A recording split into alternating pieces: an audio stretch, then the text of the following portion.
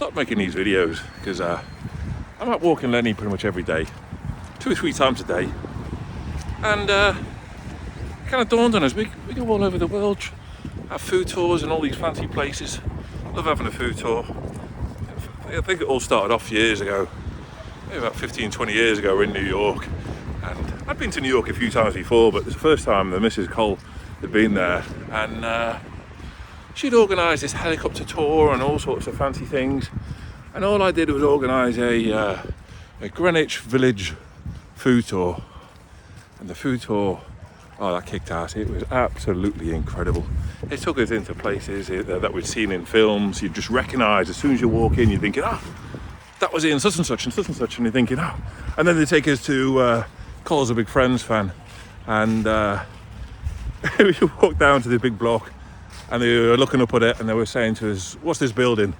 And I said straight away, that's from Friends, isn't it?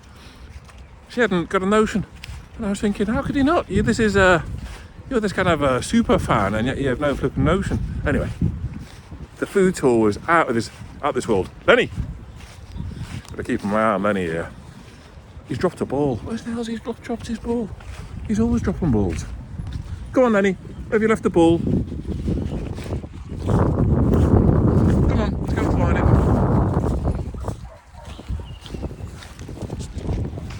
Silly bugger, always loses his balls. I'm chatting on this and I've forgotten where he's been.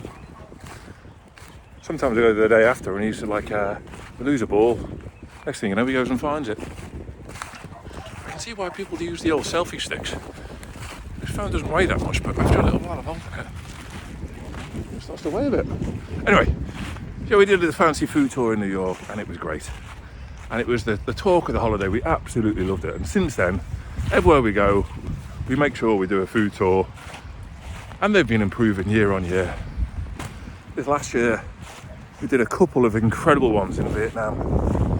Did this amazing one in Hanoi, where you go down Train Street and you go down all the different kind of places. You go for banh mi, and you go for so many other kind of specialist kind of things. And then people. And year before, did similar things. We do cooking school places as well. So whether it be in Italy or Thailand or wherever we go, we do stuff. And did an incredible one on a cycling tour. Yeah, another thing we do wherever we go is cycling tours if we can. Did a most amazing cycling tour in Kuala Lumpur last year. Probably the best one I've ever done. We must have done about 30 or 40 of them all over the world. But the one in Mike's Bikes, absolutely incredible in Kuala Lumpur. And anyway, so we do all these food tours, do all this kind of stuff, and it kind of dawned on me. Most of the times we go places, you do a bit of research. We've got the holiday planned this year, booked 3 weeks off work, and going to Japan. But we're going to Hong Kong for a few days first, and then scooting around so we can see the ball at the same time. And then we're going to Hong Kong for a few days. Always fancied going there. Not managed to get to the racetrack. We'll have to go back and do that. Really fancy gambling there. Not that I gamble much. 10p's on Bet365. Don't make a fortune. Lenny, come on. Gotta go and find it. And then we are 2 weeks in Japan doing all sorts of kind of stuff. We're having to research all sorts of kind of things. Doing the team labs, eating ramen here, there and everywhere. Going to Kyoto, going to Osaka where Cole's company are based. Going to their offices, planning all this kind of stuff. And after the 2 weeks in Japan, they were flying off to Seoul. Go and check out their crazy food scene. We were watching some YouTube thing with the Korean Englishman we were watching on YouTube. My niece got us into it, and it was a really good watch. A really, really, really good watch. And I thought, go and check out the food over there and stuff. And I've started eating at Korean places over here in Reading. There's a place called Bap I've started going to, which is pretty incredible. Got a soju. Didn't realise soju was the biggest selling alcohol brand in the world. I know now, and boy, only takes a few sips and you're on your way. Oh my god, there it is. Flipping hell, I'm going to put that in my pocket. Searching everywhere for that. Oh, look at him. He's looking for it now. Annie, say hello to the camera. You're a good boy. You a good boy? No, you're not a good boy. You want the ball? Yeah? You want the ball? No, that's not working today. Anyway, put this in my pocket rather than walk around aimlessly looking for stuff. I'm going to fall in a hole in a minute, so I'm looking for that. And after Seoul, we're coming home. But then it got me. We got all these places, I have to do all this research. And I very rarely do any research about where we live. I thought, well, I go into town all the time for pubs and stuff with mates. Got a good mate Scott, to go around with him, have a great sort of beery tours around Reading with him. He's got a hell of a lot of knowledge about all the breweries and things. He's even built his own pub in his garden. I go around with all the other mates, old school mates, Graham, Domingo, Nige, Dave, the list goes on and on of all the mates and things. Go over to meet Van in Seven Oaks and things. Van got us into, Van heightened our love for dogs with his bringing Mew Mew around and Coco. That's how we got Lenny in the end. Mainly got Lenny because I'm allergic to dogs. I've got asthma. I can't have dogs. Well, I never thought I could have dogs. Always get really bad asthma reactions. And then one of our relatives years ago, about 15 years ago, they had a Schnauzer. Turns out I'm not allergic to Schnauzers. What a bonus. So anyway, I think the one night we stayed at their house, the first night, there was no reaction to the dog at all. Mojo, he was a lovely little thing, and a little salt and pepper miniature Schnauzer.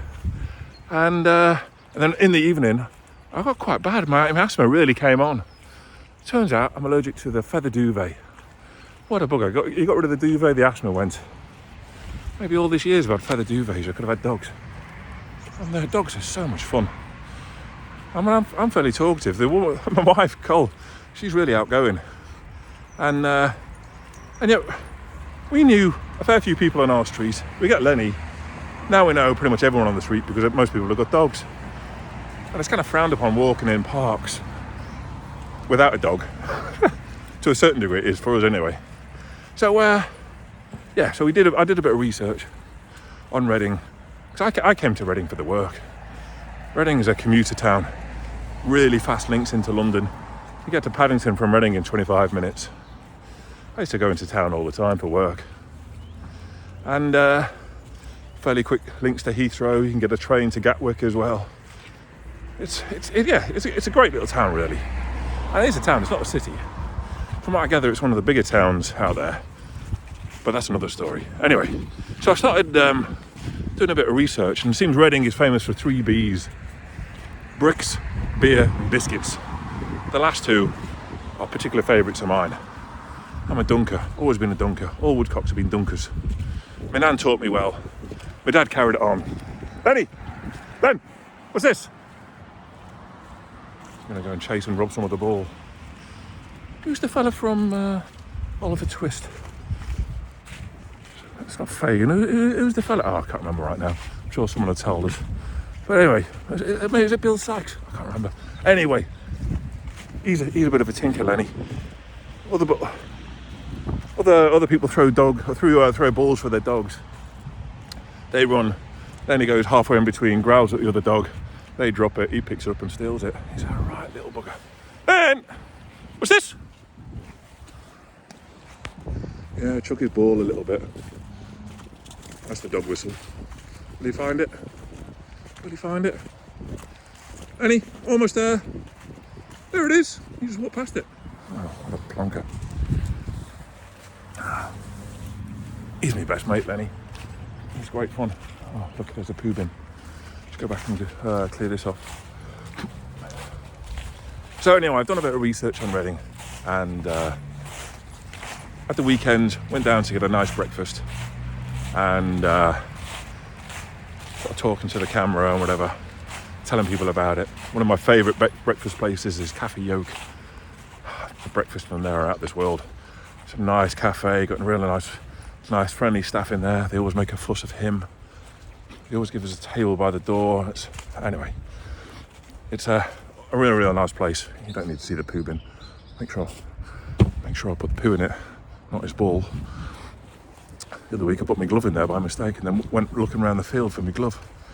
I don't know how I felt. Oh, look at him. He's super excited now for this ball.